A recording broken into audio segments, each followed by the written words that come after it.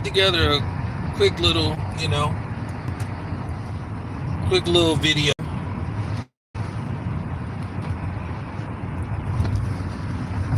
So I will say this past weekend was a very, very interesting for boxing.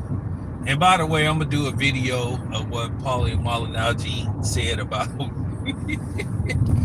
about Conor Benn. And Conor Benn is the subject matter for the most part. But I want to take a side note to basically speak on Tyson Fury.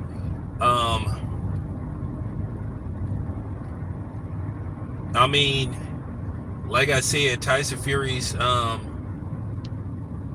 performance against Makhmudov, was mid. That was the type of person that they needed to put in front of Tyson Fury to give him a boost of confidence going into his next fight, or if he decides to retire again. Because you never know what's going to go on with Tyson Fury. And then the Netflix mixing Conor Benn's resume up with Regis. Regis is a former champion, not Conor Benn. And I think that Conor Benn, I think he blew it for the most part. Regis was put in there to get stopped for the most part. Based off some of Regis' performance, Regis looked shot. He looked like he was on his way out, which he did get beat up, but they expected Benn to stop him. That's why they contracted him to fight at, I think, 150 instead of 147. Conor Benn had everything in his favor, and he still couldn't get the job done. There are certain fighters with a certain stature, and they know that they're possibly past their prime, or you haven't, you witnessed the best of them. We witnessed the best in Regis Prograis. Regis Prograis, 5, 6, even 4 years ago, hell of a fighter. I think eventually he'll find his way into the Boxing Hall of Fame. But let's make no mistakes. He was a shell of himself, and I think Devin Haney beat the contender out of him. That fight with Devin Haney took a lot out of him. Devin Haney punished him, dominated him. Even though Conor Benn dominated, they didn't want that fight to go the distance. Conor Benn was expected to stop Regis, and that would put him in line to basically legitimize some upcoming fights that he could possibly have at welterweight. That could possibly make him a favorite. But now, if you look at him now, based off what happened, probably with the exception if he plans on campaigning strictly at 147, probably the only fight he might be favored in would probably be the Crocker fight.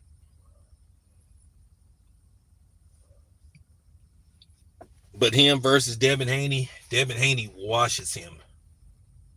When I say Devin Haney will wash Conor Benn, and the funny thing is, Conor Benn talked all that stuff about Devin Haney, called him out his name, but we know Conor Benn is not going to go near Devin Haney. We all know that. It's not going to go nowhere near Devin Haney because he all but knows what's going to happen to him. Devin Haney will beat the hell out of him. I think Ryan would be an interesting fight. Styles make fights. I see some things based off some of the mistakes that Ryan Garcia makes. I think that Conor Benn could capitalize off of it. I think he could land some shots on Ryan that would do some damage, because I don't think everybody keep talking about Devin's chin. Ryan doesn't have the best chin himself. Ryan's been dropped in a few of his fights. So, with that being said, I think Conor Benn probably does better with Ryan than he does Devin. Devin will just bully him and beat him up for 12 rounds, or maybe even get a late stoppage. I think Devin will drop him. The way Conor Benn boxes, that's tailor made for Devin. And I think eventually, based off some of his recklessness, I think it'll open up a chance for Devin to land something real meaningful and hurt Conor Benn. I see Devin dropping Conor Benn in that fight. Maybe at least, maybe, maybe two times at least.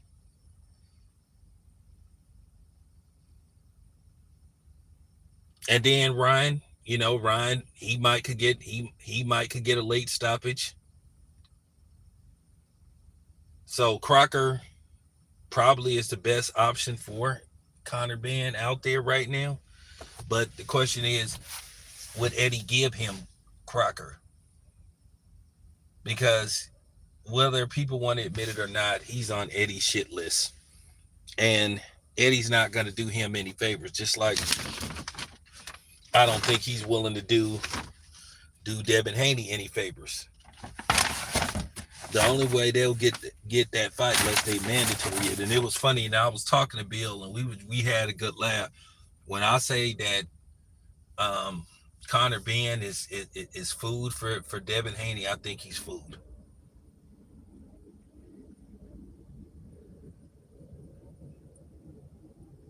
You know, and if he decides to stay at, let's just say he says I'll stay at 154, and by some miracle Boots gets a hold of him, he gets knocked out, Boots will beat the hell out of him.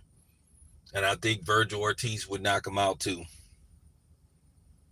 I think his performance is what you would call mid, but you have to just tell the truth.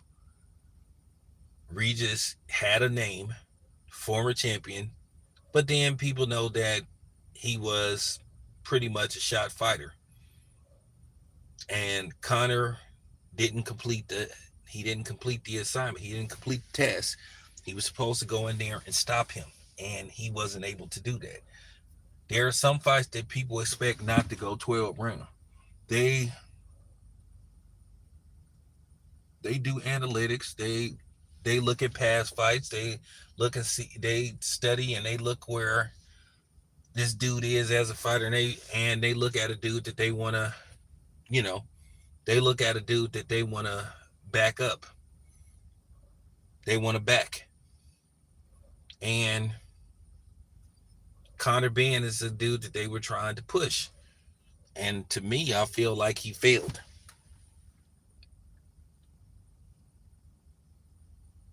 I feel like he failed.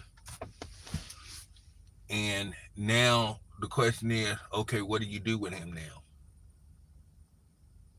Because eventually, because Ryan Garcia said, yeah, I'll fight him.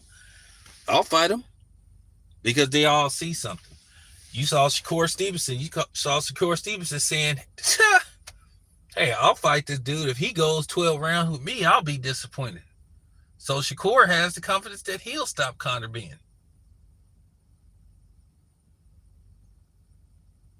You have to understand something how boxing works. They have these dudes who have a name. Regis had a name. And then they have what you would call the next guy, the guy that they want to build, up, they want to sell, or they want to promote as, a potential top fighter. So they find and Regis, I'm glad he retired. I hope he got paid well. I'm pretty sure he got paid well.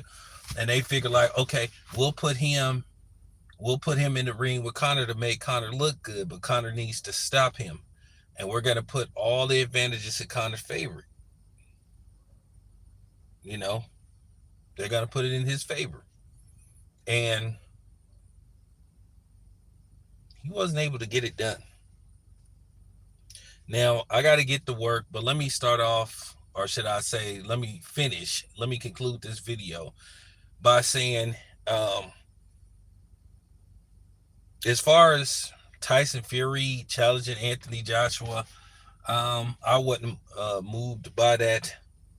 And I don't blame Anthony Joshua for G checking him because, as I said before, Tyson Fury is in out of retirement. He's officially retired like 4 or 5 times. And then only to come back and then leave again and say that he's mentally not there and all this kind of stuff. So he's on Anthony Joshua's time because Anthony Joshua hasn't officially retired. And somebody needs to say that. He hasn't officially retired. And as Anthony Joshua said, you don't dictate nothing. If and when I decide to fight, we'll have a real negotiation. And then if we can figure something out, if something works in your favor versus working in my favor, and we can find some common ground, then we got to fight. I just think Anthony Josh has never been a guy that, does the flair for the dramatic sting. So there you have it. I gave him his props while everybody's sitting up here riding Tyson Fury's nutsack. Not I. Anyway, it's your boy Town. I'm out.